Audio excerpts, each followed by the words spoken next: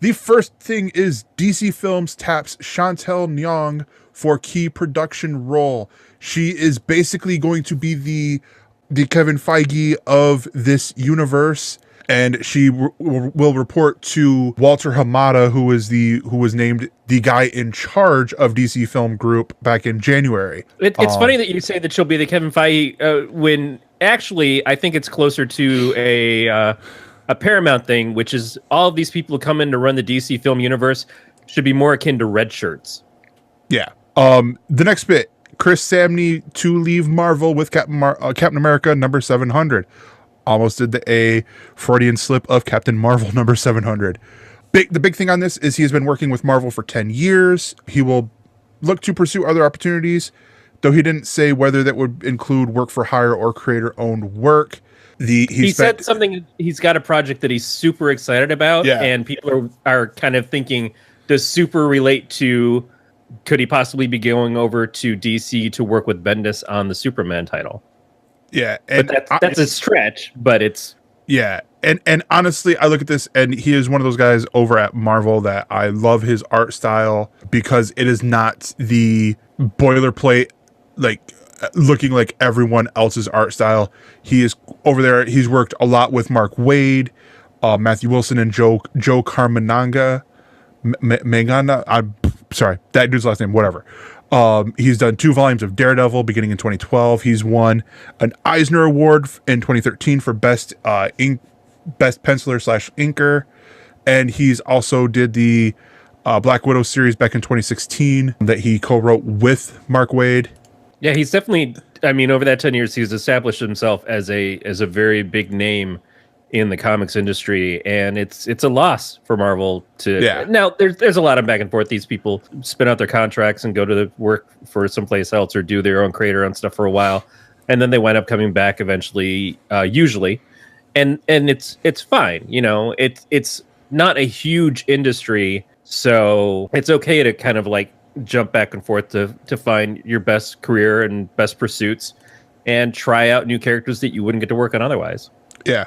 The next bit is Venom is getting a new creative team along with a new number 1. This and the next story will tie into our else words later on. And that is the Venom creative team is Donny Cates and Ryan Stegman.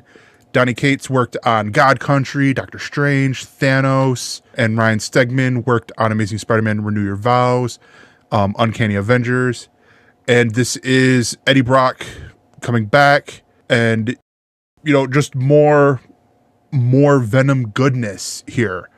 It's kind of trying to align with what Sony is doing with the Venom movie, I would imagine. Yeah. Getting rid of Flash in the role and putting it back on Eddie Brock to kind of make things a little more synchronistic with the film that's coming out. So I imagine that we won't actually see Venom in it if we're going off of the teaser trailer.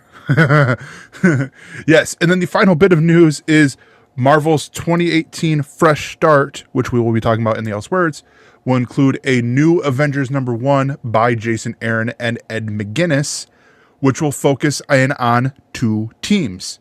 The current team, which has Doctor Strange, She-Hulk, Iron Man, Cap, Thor, Captain Marvel, T'Challa, and Robbie Reyes, Ghost Rider in here, but also because Jason Aaron loves to do stories into, you know, telling 2 separate stories that will come together, will also feature the Avengers from 1 million BC, which is the Odin wielding Mjolnir and the Phoenix Force in his gal pal, plus the female Iron Fist, a Doctor Strange type character, a Ghost Rider riding a fucking mammoth that is just awesome, and more. So yes, those are the headlines. Like I said, with those, not really a lot of meat to the story, but and one that also sort of doesn't have a lot of meat but leads to another story is DC is releasing its own previews magazine. Now, this is there is a quote in here that I'm gonna get right to. Diamond's preview editor Marty Grosser said, "For previews readers, they will receive a copy of Previews, which is Diamond's book that they publish, and has it's a catalog. Yeah. So people who don't frequent comic shops, and even if you do, you might not ever see these. Previews is the catalog that the comic shop owners and managers order all their product from. Yes. And over the years, that product started out with everything inside of it. And then Marvel decided, well, shortly after Marvel went completely out of Diamond and went to their own distributor for a while, Marvel has put their own separate previews catalog out that goes alongside of it. And then Image started doing that recently and actually put some content into it too. I think had some actual stories as well. Yeah, Marvel Previews is what you're talking about, and then Image Plus magazine, which is the previews thing, but that's where we got Negan's origin story when they did the first, they call it the first volume, but it was all Where's Negan stuff. Image has, it seems like they've jumped or tried to jump into the magazine preview stuff quite a bit, because they had Emma Rios doing The Island, where it was for all intents and purposes a magazine where it had all these different stories and artists. It had a higher price tag because of that, because there was more in there. There's actual content as opposed to just buyer shit. It kind of reminded me of Wizard Magazine, where Wizard Magazine was a price guide, and some people were buying it strictly for the price guide stuff, but then they started packing it with articles and more content at the front. So it made it make more sense that you're buying the price guide every month, but you're actually getting stories, you're getting great artwork, you're getting Gareb Shamus just being a prick, you're getting Todd McFarlane's ego articles. Literally, that's what he called it. His articles were everybody's got opinions. So yeah, let me ask what Marvel is. Marvel is like, give us a couple of bucks, and with that couple of bucks, we'll tell you what you can buy for $4.99 an issue. Yeah. So I mean, here's the interesting thing, and I don't know, maybe I had the wrong previews issues, but as the person who has worked in the comic store, I'm gonna read you the quote from Marty Grosser. For previews readers, that means you'll receive a copy of Previews, DC Previews, Marvel Previews, and the Image Plus magazine, all for the price of $3.99. $3.99? Yes. Wow. Yes. I thought you said $9.99 before the show, and that's horrendous. No, that's where I was like, wait, $3.99, is that high? I was going to ask, is that high for just the previews thing, just the previews magazine? I want to say the previews last I remember was $4.99 for the catalog. The Marvel thing was $1.25, or it came free with the full-size previews. Yeah. In my shop, Kathy usually gave them to the people who were bigger subscribers for free. She supplied them out to people. It was rare that we would sell a previews unless it was someone who was coming off the street and wanted one, and we didn't know them. And so it's like, yeah, we can sell it to you. We don't have a lot of extra copies of it because, again, they're usually in demand by the people who are there every week. Yeah. So now, could this also mean, and there's a whole other bigger part with this too, but could the fact that previews now doesn't have the big three in there, doesn't have DC, doesn't have Image, doesn't have Marvel, could this give a bigger spotlight to the more independent, smaller publishers? That is the hope, because previews has always been front of the book, which is about a third of it, and then the back 2/3 of it. And that back 2/3 is made up of all the smaller press publishers. And then on top of that, your cards, your magazines, your specialty items like statues and games and all this other stuff. Adult content was usually in its own separate package, so to speak. But yeah, but the front of it would be very big and colorful, and you'd have full page ads for a lot of the books that were coming out. Certainly the new number ones that month or big event books would have a whole full page each. And then some of the other books you would get like 2 on a page and stuff. But when you get into the smaller presses, like your Antarctic, some of the other ones, even Abstract, that does Strangers in Paradise, you'd have like a little blip of about 20 of different things on a page. And so certainly the front of the book, the bigger name publishers who were putting a lot more money into it and could afford to, got a lot more attention. Yeah. And that means a lot of things were just like the maybe I'll order a copy if someone requests it. Otherwise, most of that product just gets skipped. And reasonably, a lot of that product never comes out. Probably because it's low order. So the other side of this, though, is because I feel like now, how big is Diamond as a distribution company? Diamond is the exclusive distributor of most comic companies. But do you know how big they are as a company themselves? Because the other news article sort of seems like a move that you would see Google or Apple, a company like that doing. Or like especially a cable company where we're focusing in on this tried and true, and then we're also doing this over here, because the other one is they're introducing the Pullbox app to encourage online pre-orders to local comic book shops.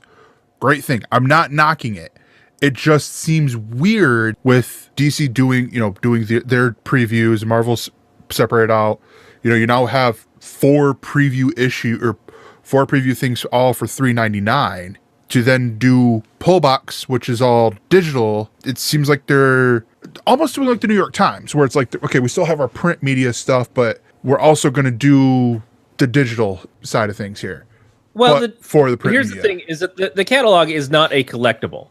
The image ones might be more of a collectible because of the fact that they've got stories in them, and so for that, there might be the readers who want to get that. But the digital aspect is. Yeah, if you're just trying to get the catalog so you can order stuff, it makes a lot of sense. Because again, not everybody gets that catalog for free.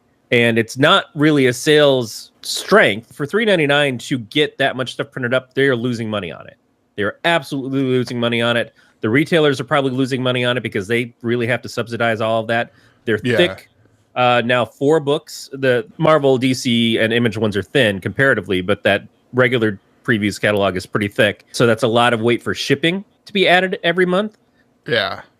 Doing this is a very good idea. What Diamond has tried to do before was set up something so that people could buy comics digitally and still give a credit to the local comic shops. It didn't really seem to catch on because people who were supporting their local comic shops were usually buying the stuff in print. And the people who were buying the stuff digitally, either it was because they didn't have a local comic shop or they didn't care to visit one and they just wanted to get their comics digitally. It was not a lot of people were jumping on the idea of like, oh yeah, sure, I'll do this and it will help them, even if it didn't cost them anymore. What you saw instead was Marvel and DC putting codes in their books. And so people would buy the comics in print and then get the free codes to get the digital version of the comics. I guess if you want it twice, sure.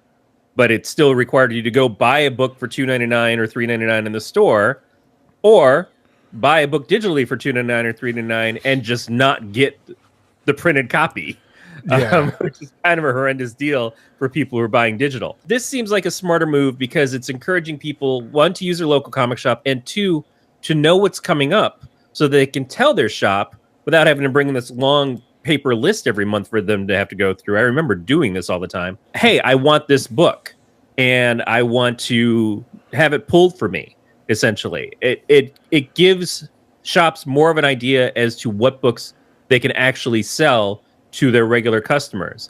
They still have to figure out, like, okay, I'm going to get 60 issues of this Avengers comic, and then I'm going to want 5 for the shelf for the people who just kind of randomly come in for it, or the people who don't use electronic apps and stuff. I know that I'm still going to have some crossover, but it's going to take a lot of the guesswork out of ordering for them if it's used well. It's always still a crapshoot of that person who like orders stuff for 3 months in advance, like Beat is saying in the chat. It's still 3 months in advance usually from the time that the Diamonds preview catalog comes out. A month after that is when the order goes in, and then 2 months later is when the stuff actually shows up on the shelves. It's still like a crapshoot of like if that person moves away or decides not to buy their comics from you anymore or stops buying comics altogether. But it's at least more of a focus of, oh, I didn't know that this new Ghost Rider book was really hot. According to all these people, they really want this. And that is so much more engaging than just like, oh, I want to get Black Bolt pulled every month. And then by month 4, you've decided you don't like Black Bolt anymore, but you've got a pull list in there so that the store still thinks that you're getting it up through at least issue 6. They put in that order for issue 6, but you're like, no, I'm done at 4. And so they're already screwed on the next 2 issues. Yeah. So some of the cool things that this offers is, like you said, managing your pre-orders So, for books coming out, the ability to sync with your local comic book shop. Now, this is where I have a little bit of a problem because it's powered by comicshoplocator.com. That has not always been accurate. And I don't know what their algorithm is, if it's like the comic shop has to opt in or what, but I've put in my home area code and it's giving me Lansing, and it's giving me stuff that's 50 miles away, not 10, just down the road here. Well, I do believe it's probably going to have some requirements. Like, one of the things is that old mom and pop shops and even still modern shops don't always do the digital ordering system that Diamond has. You can order the stuff through the web page, but they have scanners. They have barcode scanners and stuff, and a program that's all part of their retail outlet program. Yeah. And if you're a shop that uses that, then you're going to be able to take advantage of this. I don't know if your average mom and pop shop who still uses a regular cash register and a separate card reader and all that stuff and does all their ordering by hand, I don't know if they're going to be able to take advantage of this. So it may be a push to encourage them to be more of a part of those things. Yeah. And I know Diamond has done big programs to help people get started on that, especially when new stores open. They do a lot to encourage you to sign up for this stuff and give you a lot of product for launching, a lot of back catalog, graphic novels and stuff to help you get your store stocked. They don't give them to you, but they make them very inexpensive for the new shops comparatively. But then everybody winds up starting out with the new product being kind of the same. The ability to place special orders or keep a wish list. So that part to me is cool. That is very cool. Yeah, I look at that as the comic book nerd. And this is more than just the comics. This is the statues. This is, some of the other things that, that Previous World will do as well. So, and I know we're in February now, I'm almost in March, less than a month before Ready Player One. Sorry, I saw a preview on it while watching the Olympics. I'm like, oh, I want to see it right now. And, so it's like, you get towards Christmas time or your birthday, if you're one of those lucky people who your birthday's not 8 days after Christmas, or, like right around Christmas time where it's actually, spaced out a little bit, do the wish list and people go, well, where can I help you? It's sort of like the Amazon wish list. You just go like, oh, here's the link. It's to your Amazon wish list. It's like, well, he likes comic books, but he don't have anything in his wish list. What can I get you? There's my wish list. Buy me some of this shit. Enhanced search and ordering, track your weekly purchases, retail functions, so stuff for the retail end, and then Comic Suite integration. Comic Suite, I think, is the retailer system. Yeah. There was part of me that was hoping that this would do one thing that I've been looking for a while. And if you know something, or if the viewers know something, listeners, by all means, tweet me, message me on Twitter at @ThatGregor, because my friend there's an app that keeps track of vinyl records. Like he has like his collection, what he has, what pressings he has. I want something like that for comics, to where there is definitely comic book database software out there. Yeah, absolutely. Yeah, has been for years. And of course you can set up your own database and do it all on your own, but there are things that are I'm lazy. Intro. Yeah.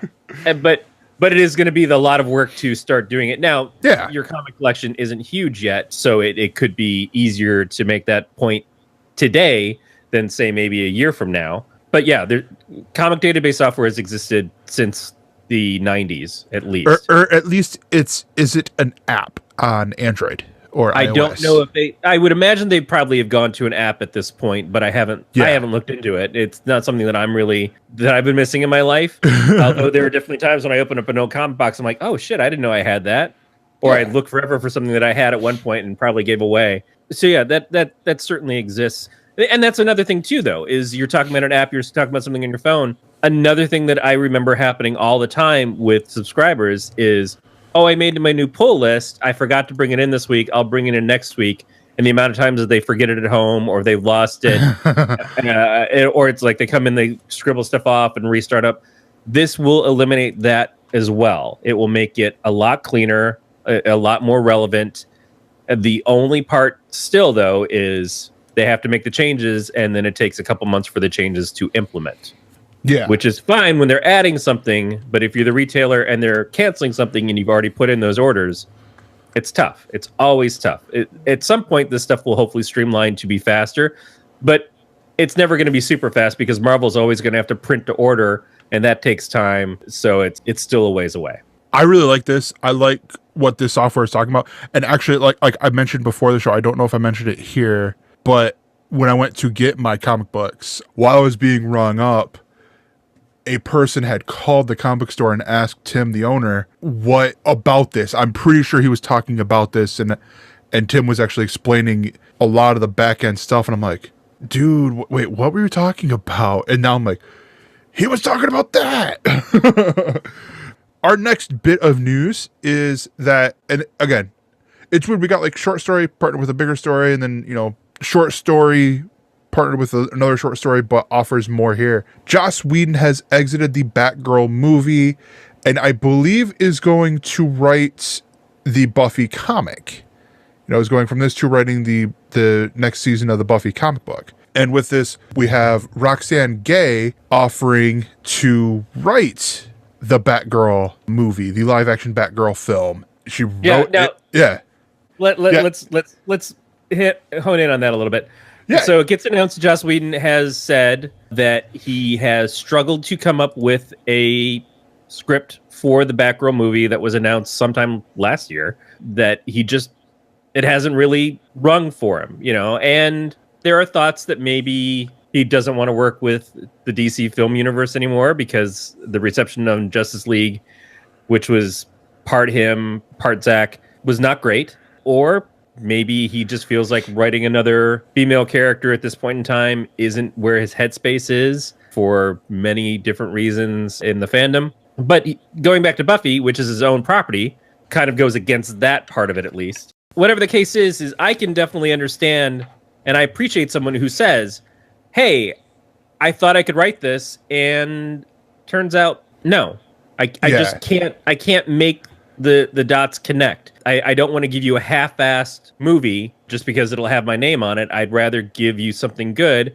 And then we have to remember, too, that the Batman movie that's supposed to have been coming out for the last couple of years was originally supposed to star and be directed by and co-written by Ben Affleck with Jeff Johns. And he said eventually, the script's not coming together now, so we're not going to be writing it. It's going to go to another writer. And then his interest in directing kind of went away. He's like, I'm not writing it, and I don't really feel like I should direct it. And then there's all the hints to like he may not even be in it. So it's not like it's the first person to walk away from working on a DC project. Where are we in the fucking Flash film at this point? I just saw today that the guys who are doing that new Game Night movie are the next ones likely to direct it, but the ink hasn't been dried on the contracts yet, so they can't really say or not, which means there's probably still not a script, or if there is a script, it doesn't mean they're going to stick with it. It went from being The Flash to being Flashpoint, but nobody knows what the fuck that is. The lead actress, I think, left the movie. So, again, DC Universe is vaporware. Yeah. You know what you do with vaporware is you fucking say, hey, vaporware, I want to get my name associated with the project so people talk about me for a little bit. So I'm going to offer myself up to you on Twitter. So here's the quote from Joss Whedon that he told the Hollywood Reporter.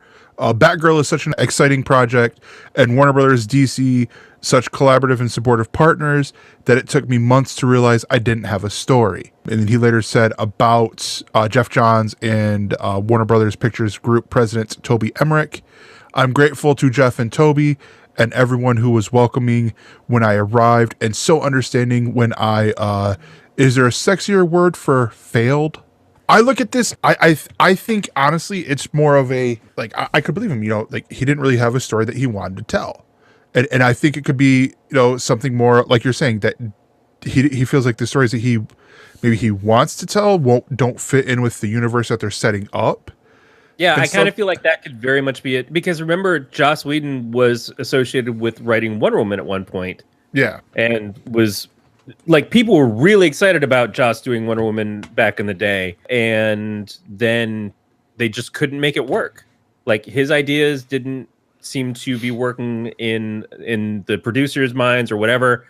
And so he had to walk away from the project. He realized that it didn't fit for him, or he didn't fit for them, whatever the case. It's honestly, it's one of those things that I look at this Joss Whedon story here, and we are focusing in more on it because I mean the Roxane Gay story is literally she tweeted, "Hey at DC Comics, can I write your Batgirl movie? No prob." And then 3 hours after her tweet, DC Entertainment's Vice President of Content Strategy, Michelle Wells, responded with definite interest, saying, "If you're serious, contact me," and then gave out her email.